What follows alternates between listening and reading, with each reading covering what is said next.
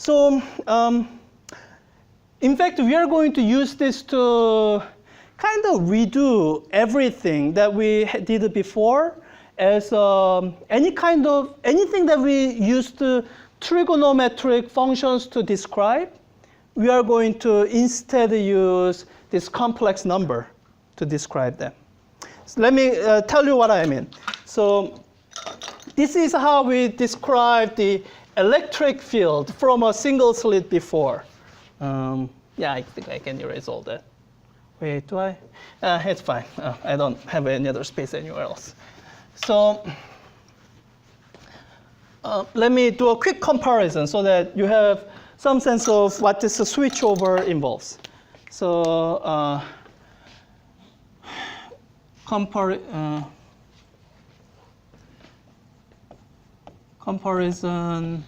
of real function representation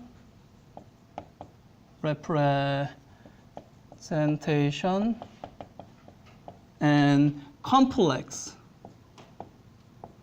function representation. So before, this is how we expressed, well, this is how we express the electric field as being electric field as a function of position and time as, well, I'm just copying that over. E naught cosine omega t plus phi as a function of y. This is how we represented it, right? Now, this is the complex function version of this real function. I can say, I can use this complex function to do every calculation I did with this. And the complex function is this. E, the squiggly line is used to indicate that this is the complex quantity, so that people are aware of it. As a function of y and t, they are still real. So this is the magnitude, the length of the vector, E naught times. And this I would replace with the complex version. E to the I theta, I guess, so e to the I omega t plus phi as a function of y. Good?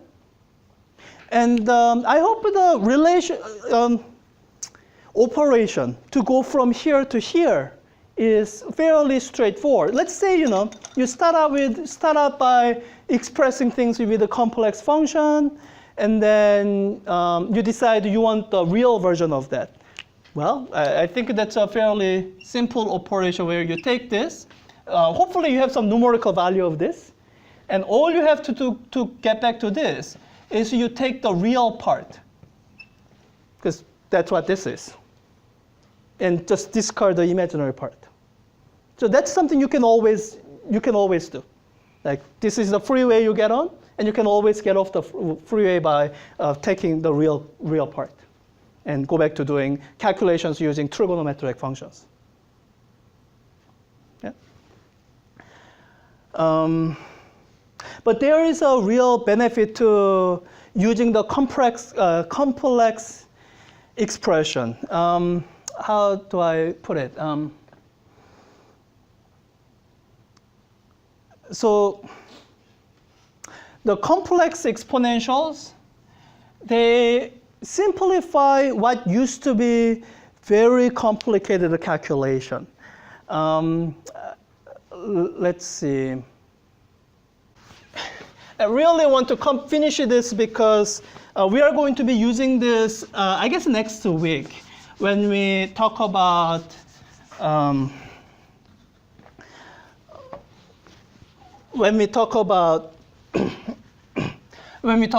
intensity of a single slit diffraction, because this is what will make the calculation much easier. So intensity of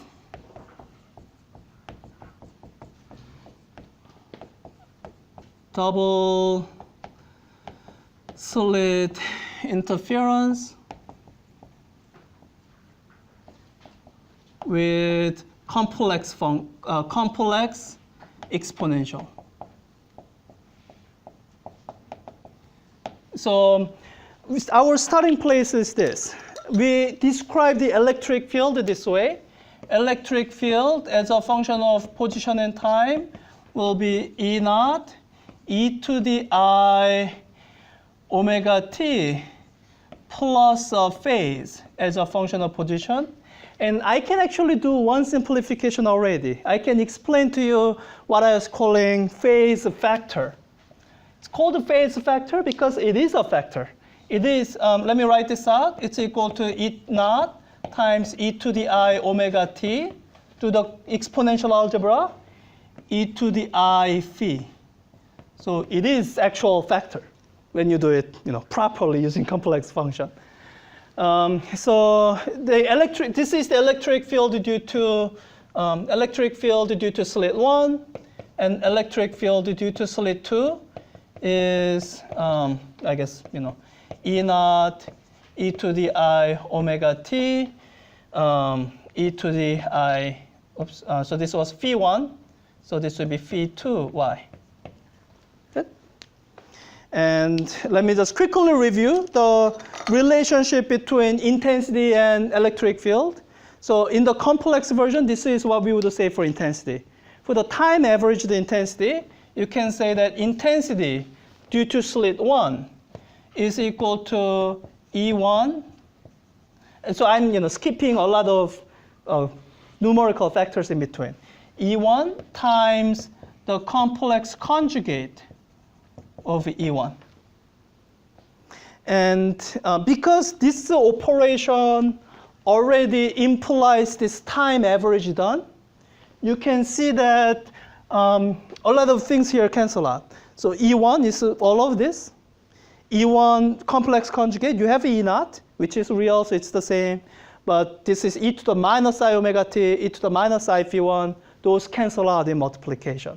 So this is simply E naught squared. Good? Or this is what we would call intensity, or this is the intensity due to a single slit. Or if there was only one slit ever, this is the intensity you would get. Yeah? All right, let's work out the intensity due to two slits being there. So intensity of 1 plus 2, that would be, all right, so it should look like E1 plus E2 times complex conjugate of E1 plus E2. Yeah? All right, let's write it out. I don't think I have to go through the, so before I couldn't do the whole thing all at once. I wrote it out into 3 terms and then wrote out, did this separately. I don't think I need to do that. With a complex representation, calculation becomes easy enough. I can just do it all in one shot. Let me write it out this way. So this is equal to this. So that's E naught, e to the I omega t that. E naught times e to the I omega t times e to the I phi 1 plus E naught e to the I omega t times e to the I phi 2. Right? That's this first term here.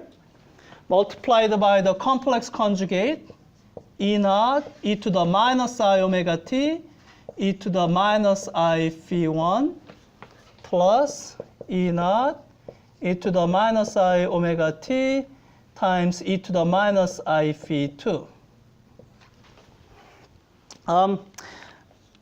I hope everyone's okay with this one single step simplification. I'm going to factor out E naught. Then I end up with E naught squared at the very beginning. Good. I have a factor of E naught from here, another factor of E naught from here. Good. And do everyone see that I omega t cancels out? Okay, so these will cancel out. And all I have to deal with are the phase factors. So that's a matter of writing out those 4 terms. So let me go ahead and do that. I have e to the I phi times minus e to the I phi 1. So that's 1, right? This times that. Okay, 1 plus, let me do this one first. E to the I phi 2 times e to the minus I phi 2. It's also 1. So plus 1.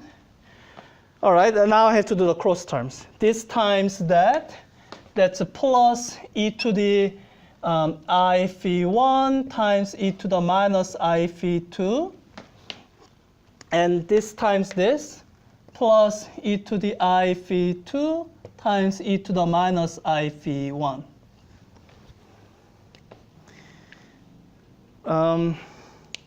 So I hope everyone recognizes these two terms from before. This is the constant 2 that was there before.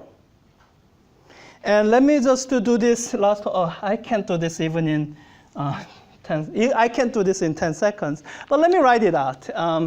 So let me use this space here.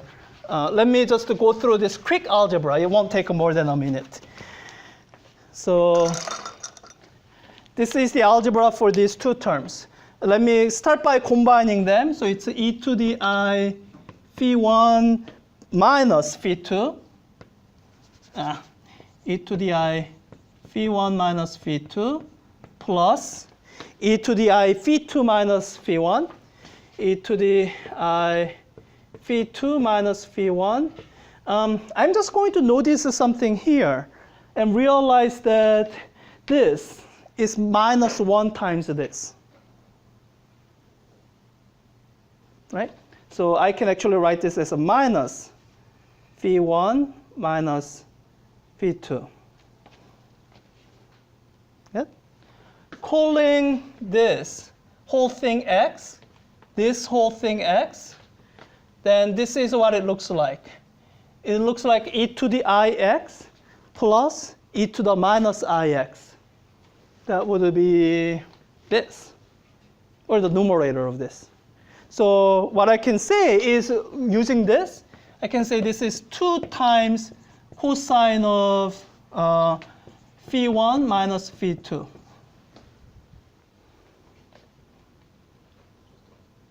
Yeah.